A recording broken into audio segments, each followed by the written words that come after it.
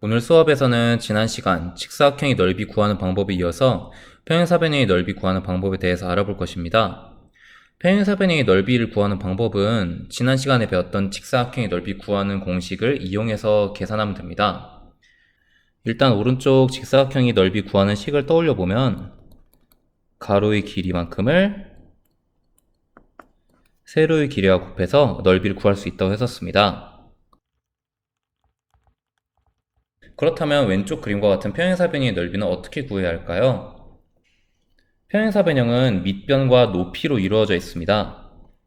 서로 마주보는 한 쌍의 변을 밑변이라고 하고, 그리고 그러한 밑변들 간의 가장 짧은 거리를 우리는 높이라고 합니다. 그렇다면 평행사변형은 밑변이 한 쌍일까요? 아니면 두 쌍일까요? 네, 그렇습니다. 양쪽 끝에 있는 변들도 서로 평행하기 때문에 양쪽 끝의 변들도 우리는 밑변이라고 볼 수 있습니다. 그리고 이렇게 양쪽 밑변들을 잇는 수직의 선분도 우리는 높이라고 할 수 있고요. 그렇다면 평행사변형의 넓이는 어떻게 구할 수 있는지 알아보도록 하겠습니다. 보통 평행사변형은 이런 식으로 살짝 삐뚤어진 모양으로 나타나는데, 이렇게 살짝 삐뚤어진 모양에서 일부분만큼을 제거합니다. 그리고 제거한 이 부분을 왼쪽에다 옮겨서 붙인다 하면 왼쪽 그림처럼 직사각형 모양이 된다는 것을 알 수 있습니다. 그렇다면 지금 이야기했던 밑변의 길이는 직사각형 가로의 길이와 같고 높이의 길이가 직사각형 세로의 길이와 같기 때문에 평행사변형의 넓이를 구하는 식은 가로 곱하기 세로 대신에 가로 대신에 밑변 그리고 세로 대신에 높이라고 할 수 있습니다. 지금은 우리가 직사각형의 넓이를 구하는 공식을 이용해서 평행사변형의 넓이 구하는 공식을 이야기했는데, 거꾸로 평행사변형의 넓이를 구하는 공식을 이용해서 직사각형의 넓이를 구하는 공식을 보더라도 직사각형도 또 하나의 평행사변형을 볼 수 있기 때문에 두 밑변을 가로라고 보고 직사각형이 세로를 평행사변형이 높이로 보아서 그 식을 나타낼 수도 있습니다. 지금 이렇게 구한 평행사변형의 넓이 구하는 공식은 6단원 다각형의 둘레와 넓이 단어에서 가장 중요한 식 중에 하나이니 꼭 기억해 주세요. 이 식 하나만 기억하면 나머지 식들은 우리가 조금 더 쉽게 변형해서 구할 수 있습니다. 그럼 지금 배운 이 내용을 가지고 수학 교과서로 돌아가 보도록 하겠습니다. 수학책 122쪽에서는 먼저 평행사변형에 대해서 다시 한번 짚어보고 넘어가도록 하겠습니다. 1번 내용은 바로 건너뛰어서 첫 번째 동그라미로 가봅시다. 평행사변형에서 평행한 두 변을 표시해보세요. 두 변을 무엇이라고 부를지에 대해서 이야기해보도록 하겠습니다. 평행사변형이기 때문에 4개의 변이 서로 평행한 두 쌍의 변으로 나뉘어진다는 것을 알 수 있습니다. 그래서 서로 평행한 한 쌍의 변을 모두 밑변이라고 하고, 그리고 서로 또 평행한 나머지 한 쌍의 변도 우리는 모두 밑변이라고 합니다. 다음 두 번째 동그라미, 평행한 두 변 사이의 거리를 표시해 보도록 하겠습니다. 빨간색으로 표시했던 밑변 사이의 거리를 표시할 건데요.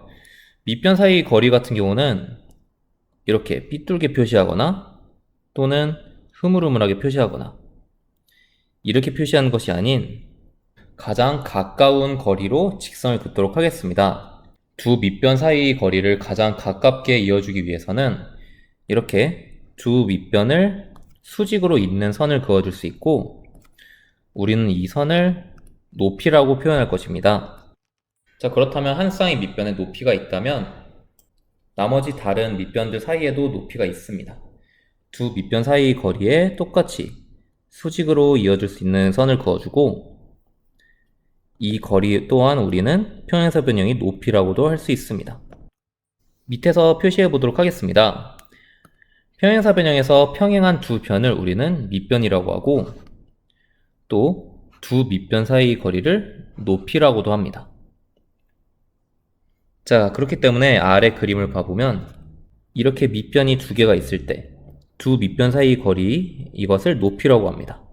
밑변들 사이의 어느 위치에서 재든 서로 수직으로 그어줄 수 있다면 이것을 우린 높이라고 하고, 심지어는 한 밑변이 바깥쪽에서 이렇게 그어줄 수도 있습니다. 그리고 마찬가지로 나머지 삐뚤어진 밑변들 사이의 거리도 우리는 높이라고 표현할 수 있습니다. 아까도 얘기했듯이 한 밑변 밖에서도 우리가 높이를 표현할 수 있다고 했습니다. 자, 그렇다면 평행사변의 넓이를 구하는 방법은 우리가 아까도 이야기했듯이 밑변 곱하기 높이라고 했었습니다. 이어서 수학 123쪽 2번입니다. 1제곱cm를 이용해서 평행사변의 넓이를 구하는 방법에 대해서 알아보도록 하겠습니다. 첫 번째 동그라미 1제곱cm 단위 넓이를 이용해서 평행사변형 가의 넓이를 어떻게 구하면 좋을지 이야기해 보도록 하겠습니다. 일단 도형 가를 보면 이 작은 네모 하나가 1제곱cm인데 도형 가에는 완전한 사각형이 하나, 둘, 셋, 넷, 다섯, 여섯, 일곱, 8개가 있습니다. 그리고 반이 잘린 삼각형이 하나, 둘, 셋, 넷 이렇게 4개가 있는데 그렇다면 1제곱cm짜리 사각형이 8개에다가 이 사각형의 절반으로 잘린 삼각형이 4개이기 때문에 우리는 8 더하기 2 그래서 가의 넓이를 우리는 10이라고 할 수 있습니다.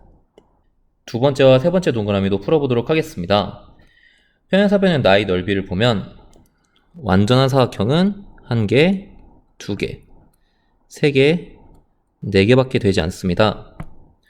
자, 그리고 보면 이 삼각형 같은 경우는 서로 합쳐졌을 때 이 부분만큼을 여기로 옮겨보면 작은 사각형 하나만큼이 됩니다. 마찬가지로 이 모양도 합쳐주면 작은 사각형 하나가 되고 이런 모양이 1개, 2개, 3개, 4개가 있기 때문에 도형 나의 넓이는 4 더하기 4 합치면 8제곱cm가 됩니다. 그리고 세 번째 동그라미 다의 경우에는 작은 사각형들로 이루어진 도형이 총 8개가 있고 나머지 삼각형을 보면 이 부분을 여기로 옮기면 1제곱cm만큼이 될 것이고 마찬가지로 제일 윗부분을 여기로 옮기면 똑같이 1제곱cm만큼이 될 것입니다.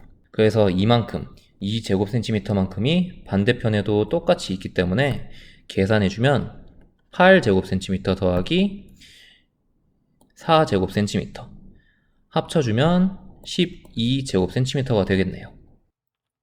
그런데 평행사변의 넓이를 앞으로도 우리가 이렇게 언제까지나 그림으로 그리기엔 너무 귀찮고 복잡합니다. 그래서 우린 다음 장에서 평행사변형의 넓이를 식을 통해서 구하는 방법에 대해서 알아보도록 하겠습니다.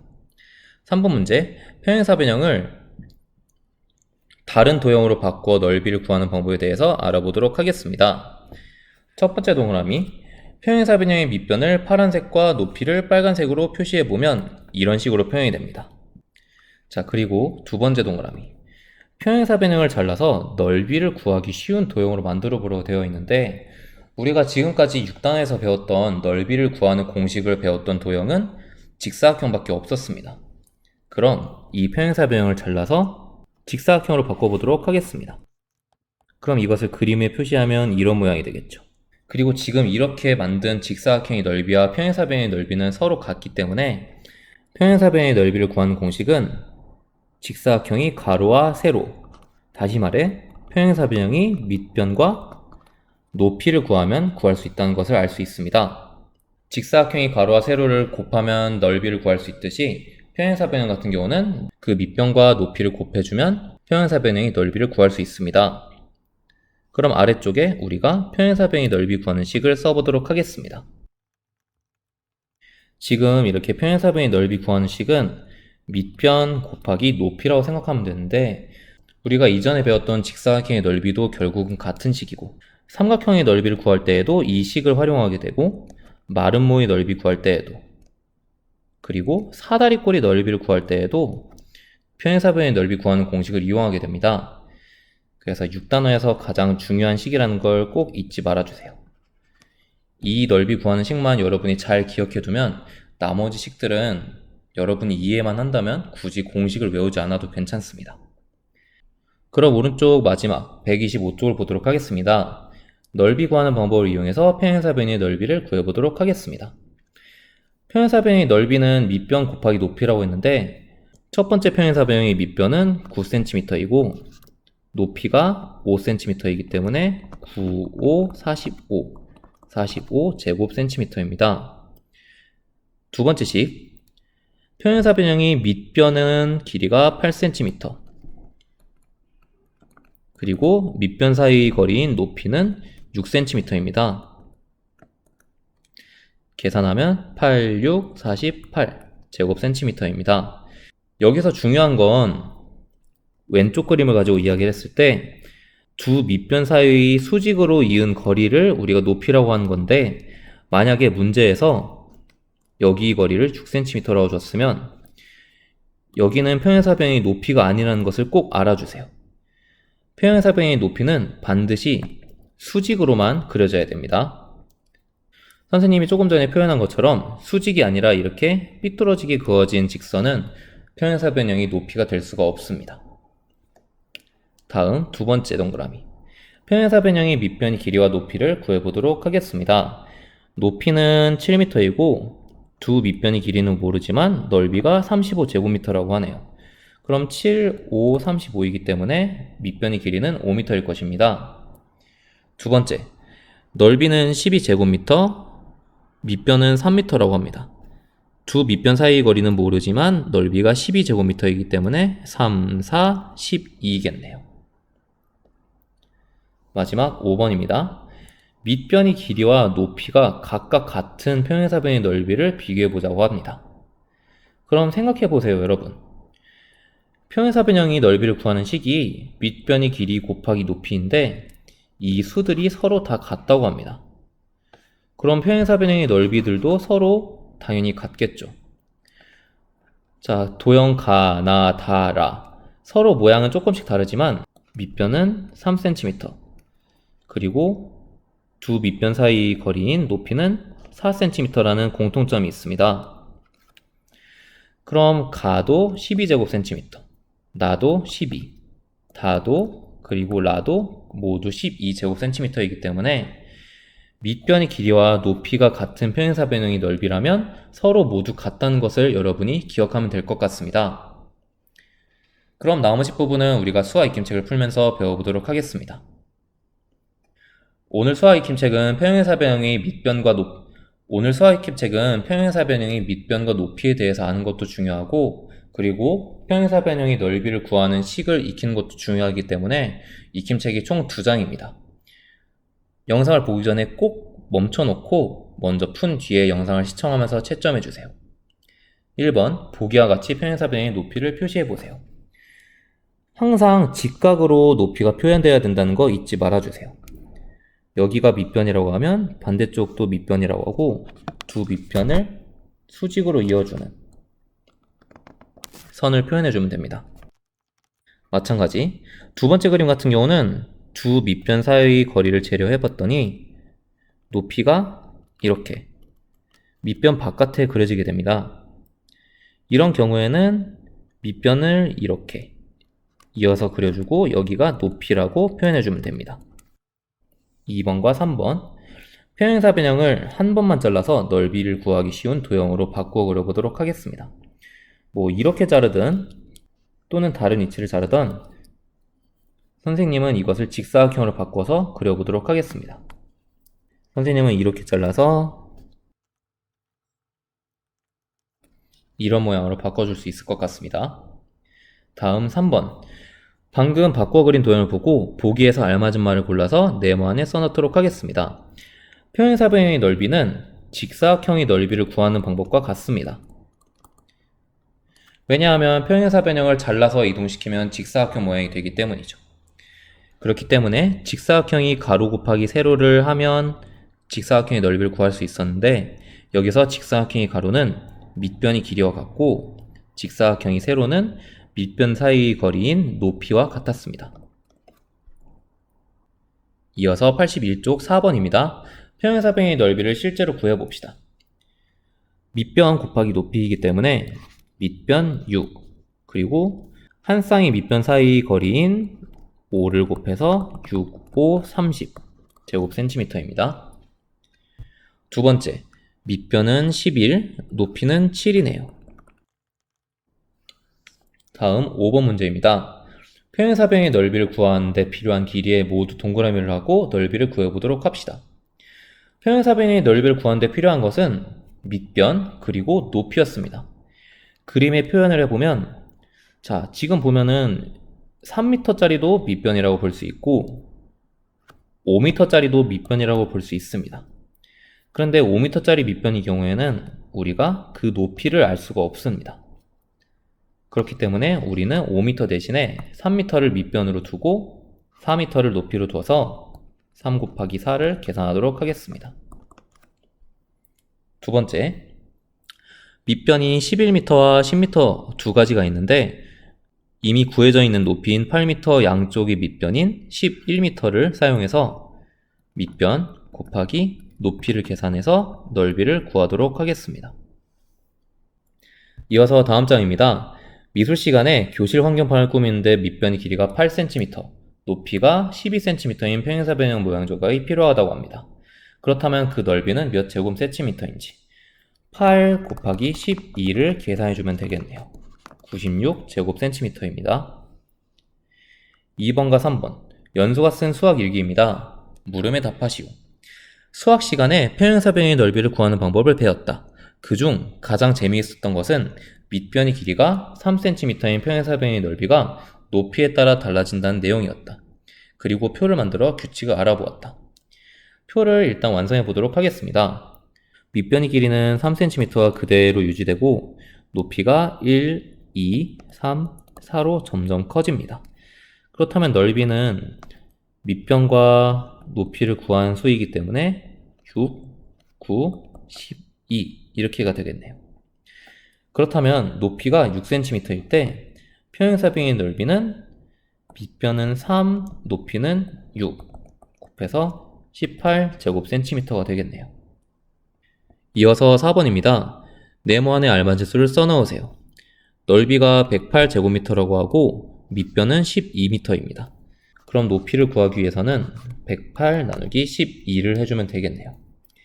1에는 12가 들어가지 않습니다. 10에도 12가 들어가지 않고 108에는 12를 9번 넣어서 9, 2, 18, 9, 1은 9인데 1을 더해서 108.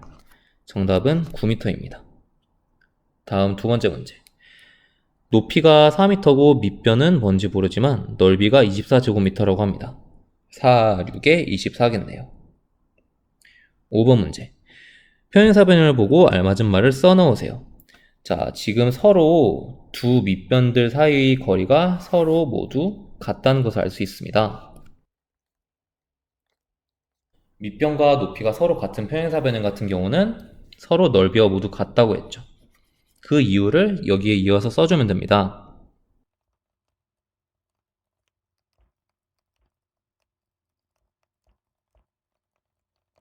마지막 6번을 보겠습니다. 아래에 제시된 평행사변형과 넓이가 같은 평행사변형을 서로 다른 모양으로 두 개를 그려보도록 합시다. 자, 일단은 그럼 첫 번째 평행사변형의 넓이를 구해보도록 하겠습니다. 밑변의 길이는 2cm, 높이는 봤더니 1, 2, 3, 4, 5, 6cm네요. 그럼 넓이는 12제곱센티미터입니다. 선생님은 지금 5번 문제에서 풀었던 것처럼 밑변의 길이와 그리고 높이가 같은 평행사변형을 그려보도록 하겠습니다.